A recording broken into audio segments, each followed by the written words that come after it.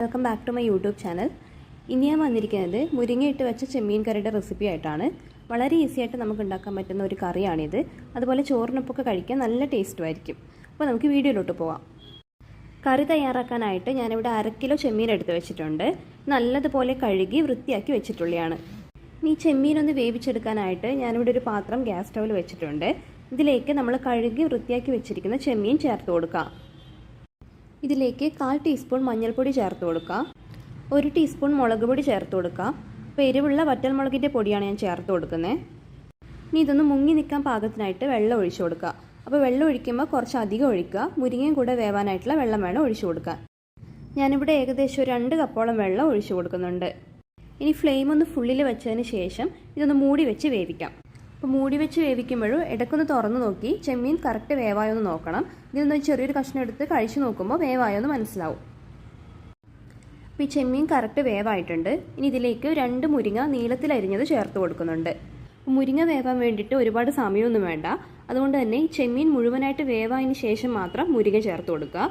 അല്ലെങ്കിൽ ചെമ്മീൻ വേവുന്ന നേരം കൊണ്ട് മുരിങ്ങ ഓവറായിട്ട് വെന്ത് ഉടഞ്ഞു പോകാനുള്ള ചാൻസ് ഉണ്ടാവും. വെള്ളം കുറവാണെങ്കിൽ കുറച്ചുകൂടെ വെള്ളം ഒഴിച്ചു കൊടുക്കുക. ഇനി ഇതും ഒന്ന് മൂടി വെച്ച് വേവിക്കാം. ഈ മുരിങ്ങ വേവുന്ന സമയം കൊണ്ട് നമുക്കിതിലേക്ക് ആവശ്യമായിട്ടുള്ള അരവ് തയ്യാറാക്കി എടുക്കാം. അതിനായിട്ട് ഞാനിവിടെ 2 കപ്പ് തേങ്ങ ചിരവിയത് ഒരു മിക്സിയുടെ ജാറിലേക്ക് ചേർത്ത് കൊടുക്കുന്നുണ്ട്. ഇത് ഏകദേശം ഒരു മീഡിയം സൈസ് തേങ്ങ മുഴുവനായിട്ട് എടുത്തത് ഉണ്ടാവും. ഇതിലേക്ക് 1/4 ടീസ്പൂൺ മഞ്ഞൾപ്പൊടി ചേർത്ത് കൊടുക്കാം. 1/2 ടീസ്പൂൺ മുളക് പൊടി ചേർത്ത് കൊടുക്കാം. ഇത് എരിവുള്ള വറ്റൽമുളകിൻ്റെ പൊടിയാണ് ഞാൻ ചേർത്ത് കൊടുക്കുന്നത്. 1/4 ടീസ്പൂൺ ജീരകം കൂടെ ചേർത്ത് കൊടുത്തതിന് ശേഷം നല്ല പേസ്റ്റ് പോലെ അരച്ചെടുക്കാം. ആദ്യം ഒട്ടും വെള്ളം ചേർക്കാതെയും പിന്നെ അല്പാൽപ്പായിട്ട് വെള്ളം ചേർത്തിട്ടും വേണം അരച്ചെടുക്കാനായിട്ട്. ഞാൻ ഈ തേങ്ങ നല്ല പേസ്റ്റ് പോലെ അരച്ചെടുത്ത് കൊണ്ടുവന്നിട്ടുണ്ട്. ഇനി നമുക്കിതൊന്ന് മാറ്റി വെക്കാം. ഈ സമയം കൊണ്ട് ഈ മുരിങ്ങയൊക്കെ നല്ലതുപോലെ വേവായിട്ടുണ്ട്. ഇനി നമുക്ക് ഇതിലേക്ക് നമ്മൾ അരച്ച് വെച്ചിരിക്കുന്ന തേങ്ങ ചേർത്ത് കൊടുക്കാം. അപ്പോൾ ആവശ്യമായിട്ടുള്ള വെള്ളവും കൂടി ഇതിൻ്റെ കൂടെ തന്നെ ചേർത്ത് കൊടുക്കുക. നിങ്ങൾക്ക് എത്രയാണോ ഗ്രേവി വേണ്ടേ അത്രത്തോളം വെള്ളമൊന്ന് ചേർത്ത് കൊടുക്കുക. എല്ലാം കൂടെ ഒന്ന് ഇളക്കി കൊടുത്തതിന് ശേഷം എരിവ് കുറവാണെങ്കിൽ അല്പം മുളക് പൊടി ചേർത്ത് കൊടുക്കുക. അപ്പോൾ നിങ്ങളുടെ എരിവിനനുസരിച്ചിട്ടുള്ള മുളക് പൊടി നിങ്ങൾക്ക് ചേർക്കാം. അതുപോലെ ആവശ്യത്തിന് വേണ്ട ഉപ്പും കൂടെ ഒന്ന് ചേർത്ത് കൊടുക്കുക.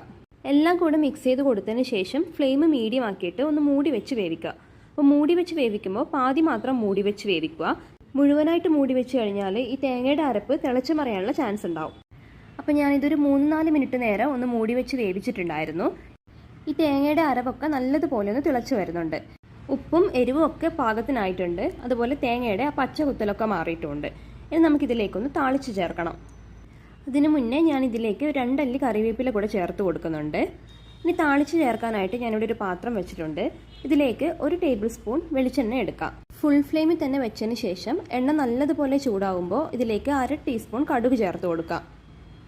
കടുകെല്ലാം പൊട്ടിക്കഴിഞ്ഞ ഉടനെ തന്നെ ഫ്ലെയിം ലോ ആക്കി വെക്കുക. എന്നിട്ട് ഇതിലേക്ക് 2-3 വറ്റൽമുളക് ചേർത്ത് കൊടുക്കാം. വറ്റൽമുളകിൻ്റെ കളറ് ചെറുതായിട്ടൊന്ന് മാറി തുടങ്ങുമ്പോൾ ഇതിലേക്ക് ഒരു 10 ചെറിയുള്ളി ചതച്ചത് ചേർത്ത് കൊടുക്കാം. ചെറിയുള്ളി ഒരു ഗോൾഡൻ ബ്രൗൺ കളർ ആകുമ്പോൾ ഇതിലേക്ക് ഒരല്പം കറിവേപ്പില ചേർത്ത് കൊടുക്കാം. കറിവേപ്പില ഒന്ന് വഴറ്റി കൊടുത്തതിന് ശേഷം നമുക്ക് ഫ്ലെയിം ഒന്ന് ഓഫ് ചെയ്ത് കൊടുക്കാം. ഇനി താളിച്ചത് നമ്മൾ കറിയിലേക്ക് ഒന്ന് ചേർത്ത് കൊടുക്കാം. എല്ലാം കൂടെ നല്ലതുപോലെ ഒന്ന് മിക്സ് ചെയ്ത് കൊടുക്കാം. അപ്പം നമ്മുടെ മുരിങ്ങയും ചെമ്മീനും ഇട്ട് വെച്ചിട്ടുള്ള കറി ഇവിടെ റെഡി ആയിട്ടുണ്ട്. എല്ലാവരും ഇത് ട്രൈ ചെയ്ത് നോക്കണം. ചോറിൻ്റെ കൂടെയൊക്കെ കഴിക്കാൻ വളരെ ടേസ്റ്റി ആയിട്ടുള്ള ഒരു കറിയാണ്.